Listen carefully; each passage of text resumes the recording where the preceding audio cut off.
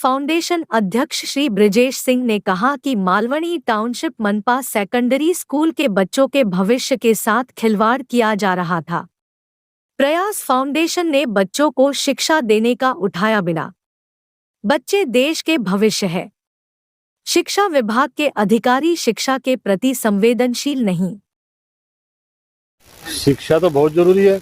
शिक्षा जरूरी इतनी है तो हर व्यक्ति जानता है शिक्षा कितनी जरूरी है। शिक्षा के बगैर तो अपना देश कैसे आगे बढ़ेगा, बच्चों का भविष्य कैसे बढ़ेगा। तो देखिए जब बीएमसी स्कूल की बात आई तो वहाँ की आपको मालूम पड़ा कि इस तरह की दिक्कत है, वहाँ शिक्षक नहीं है, तो किस तरह से आपने स्टेप किया और क्या आपने आगे कदम बढ़ाते हुए बच्चों के लिए आपने काम किया? देखिए ऐसा है कि इधर मालाड में एक मालवनी टाउनशिप स्कूल है जो कि बीएमसी का स्कूल है। बीएमसी स्कूल में 9वीं और 10वीं ये जो क्लास है इंग्लिश मीडियम की, उसमें उसके पेरेंट्स मेरे पास आए और उन्हें बताया कि हमारे बच्चे स्कूल नहीं जा पा रहे। तो मैं बोला क्यों नहीं जा पा रहे? तो उन्होंने बताया कि टीचर ही नहीं है। मतलब अरे बीएमसी का स्कूल है तो टीचर क्यों नहीं है? बोले नहीं है टीचर। तो मैं वो पेरेंट्स के साथ में फिर स्कूल में गया, वहाँ पे देखा कि 9वीं और 10वीं की व्यवस्था ऐसी है कि इंग्लिश मीडियम के स्कूल के लिए कोई एनजीओ जो अगर उनको टीचर देता है तो वो रखते हैं, नहीं तो फिर बच्चों का भविष्य ऐसे अंधकार में रहता है। तो इसके पहले कोई ऐसा फजलाना करके एक एनजीओ था, वो उनको टीचर्स देता था। उसने अपने टीचर्स मार्च में विड्रॉ कर लिए। तो मार्च से लेकर जून 18 तक ने, जून 18 को मेरे पास आए वो लोग। तो जून 18 को वो लोग जब आए तब तक टीचर नहीं थे। अब इसमें क्या हुआ कि टीचर नहीं है तो इसकी जवाबदारी किसकी है? जवाबदारी तो नेचुरली बीएमसी की है, क्योंकि बीएमसी का स्कूल है ना। अब एनजीओ दे, आप लगाओ, कहीं से भी लगाओ। तो हमने जब प्रशासन से बात की तो उन्होंने बोला कि हम तो ये हमारे पास टीचर नहीं है, एनजीओ अगर कोई प्रोवाइड करती है तो हम देंगे। तो मैंने फिर हमारा एक एनजीओ है प्रयास फाउंडेशन, उसके माध्यम से बोला चलो हम दे देंगे एनजीओ। अब हमने एक 12 टीचर की व्यवस्था भी की, टीचर दे भी दिए। 26 तारीख को उन्होंने हमको एक लेटर दिया 26 जून को कि भाई आप टीचर दे दीजिए और आपको जो है ये कंडीशन है, इस पे आप बच्चों के लिए दे दीजिए। ठीक है, हमने दे दिया। अब हमको लगा टीचर दे दिया तो काम हो गया, अब बच्चे पढ़ेंगे। जब टीचर हमारे पढ़ाने गए तो पता चला कि क्लासरूम ही नहीं है, 2 ही क्लासरूम है। जब 2 ही क्लासरूम, 2 क्लासरूम में 430 बच्चे कैसे बैठेंगे? तो फिर पता करने में चला कि वहाँ पर एक कोई मराठी मीडियम की और उर्दू मीडियम की प्रिंसिपल है फरीदा मैडम। को लगा कि चलो टीचर आ गए तो अपना उनकी बच्चों की कमी पूरी हो गई, अब टीचर पढ़ाएंगे। अब टीचर जब पढ़ाने गए तो पता चला कि 2 ही क्लासरूम है। अब 2 क्लासरूम में 400 बच्चे कैसे बैठेंगे? तो पता चला कि जो वहाँ का एग्जिस्टिंग प्रिंसिपल थे वो बच्चों को एसएमएस करके बुलाते थे कि भाई आज इतने बच्चे आओ, कल इतने बच्चे आओ। बोले ऐसा तो नहीं चलेगा, हम आपको टीचर भी पूरा प्रोवाइड करें और बच्चों की पढ़ाई भी ना हो तो इससे क्या मतलब, खाना पूर्ति थोड़ी करना है। तो फिर प्रशासन से बात की तो थोड़ा सा प्रेशर करने के बाद में एक 5 क्लासरूम मिले जिसमें बेंच नहीं थी, फिर बेंच की व्यवस्था करी वो लोग ने। ऐसा करके 1 हफ्ता उसमें निकल गया। 1 हफ्ते के अंदर 5 क्लासरूम मिले बेंच के साथ में, जो कि आवश्यकता थी 10 क्लासरूम की।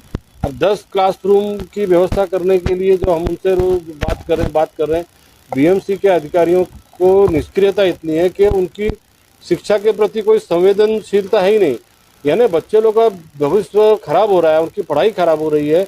एनजीओ ने टीचर भी दे दिया, उसके बाद में भी अगर नहीं दे रहे या वो जो तत्परता दिखानी चाहिए वो नहीं दिखा रहे। तो हमने जब ईओ के साथ में सर्वे किया उसका तो पता चला कि प्रिंसिपल जो फरीदा मैडम है कोई, उन्होंने रूम ही लॉक करके रखे हुए हैं। कम से कम 5 रूम लॉक करके रखे हैं। फिर वो रूम लॉक खोल के देखा तो पता चला उसमें ऐसे ही कुछ फालतू चीज़ें पड़ी हुई हैं। फिर उसको हटाया गया। उसको हटाने के बाद में ये संज्ञान अभी ये, चूँकि बच्चे लोग भी बाहर बात करते हैं, पेरेंट्स भी बात करते हैं कि अभी तक टीचर तो हो गए लेकिन बच्चों की पढ़ाई बराबर नहीं हो रही है। तो इसके बाद मीडिया ने भी उसका दखल लिया। मीडिया ने दखल लेने के बाद में ये हुआ कि वो थोड़ा और हरकत में आए तो फटाफट उन्होंने अभी 10 क्लासरूम और बाकी सारी व्यवस्था कर दी है।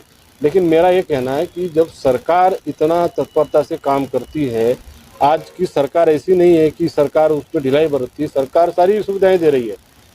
उसके बाद भी बीएमसी के जो प्रशासनिक अधिकारी हैं वो सरकार की मंशाओं पर पानी फेरने का काम करते हैं और इतना आलस और इतना द्वेष उनके अंदर भरा है कि शिक्षा के डिपार्टमेंट के लोग को भी पता नहीं है कि शिक्षा के लिए कितनी अपने को सही अपना मेहनत करनी चाहिए।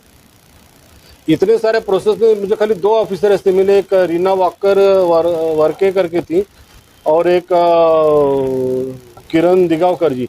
ये 2 जन को लगा कि शिक्षा के लिए संवेदनशील दिखे, उन्होंने कुछ मेहनत भी करी, उसके लिए एफर्ट भी डाले, इसलिए मैं उनका धन्यवाद भी करता हूँ। कि सारे लोग खराब है ऐसा मैं नहीं बोलता हूँ, लेकिन जो बाकी सिस्टम है कि आज जैसे हम लोग को एक तड़प आएगी, अरे 9वीं 10वीं के बच्चे और उनका हम लोग कुछ नहीं कर पा रहे, टीचर के लिए रुके हुए, तो ऐसी संवेदनशीलता अधिकारियों के अंदर बिल्कुल नहीं है।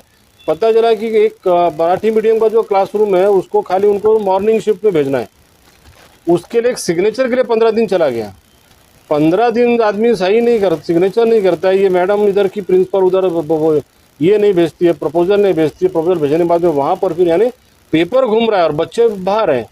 तो आज की डेट में तो ऐसा देखेगा तो अभी सारी व्यवस्था हो गई है, मीडिया ने भी दखल लेने के बाद में हमारे भारतीय जनता पार्टी के नेताओं ने भी उसमें सपोर्ट किया, तो उसके बाद में अब जो है व्यवस्था हो गई, 10 क्लासरूम भी दे दिए हैं और टीचर्स के रूम बाकी सारी व्यवस्था हो गई है। सर एक सवाल है कि यहाँ टाउनशिप मालवनी 1 नंबर की बात है, मालवनी के अंदर और भी स्कूल है बीएमसी के जिनके एडमिशन नहीं हो रहे हैं, तो उसके लिए क्या कहना चाहेंगे, क्या व्यवस्था होनी चाहिए?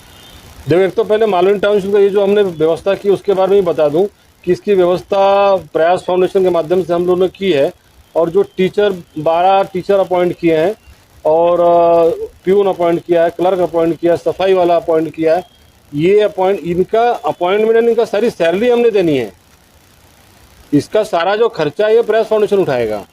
उसके बावजूद भी ये तो कटने हमको झेलनी पड़ रही थी कि बीएमसी में तो कुछ नहीं करना, उनको तो खाली क्लासरूम ही देना था, उसके बाद भी हमको ये दिक्कत आई।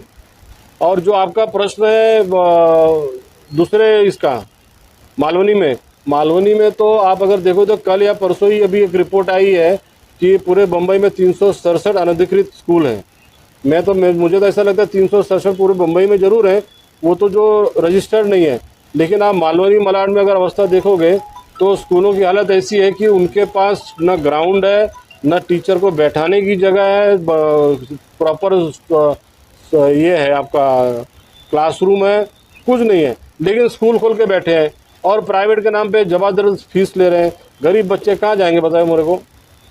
अभी ये स्कूल तो खोल दिया, रजिस्ट्रेशन भी कर लिया, अब जब बहुत उस पर जाते हैं तो पता चलता है कि रजिस्ट्रेशन क्लास यहाँ चल रही है, बच्चे रजिस्टर कहीं और के स्कूल में है। ऐसे बहुत सारी तकलीफ मालवनी में है, उसके लिए भी हम लोग कदम उठाएंगे और ज़रूरत पड़ने पर हम लोग उसके लिए आंदोलन भी करेंगे।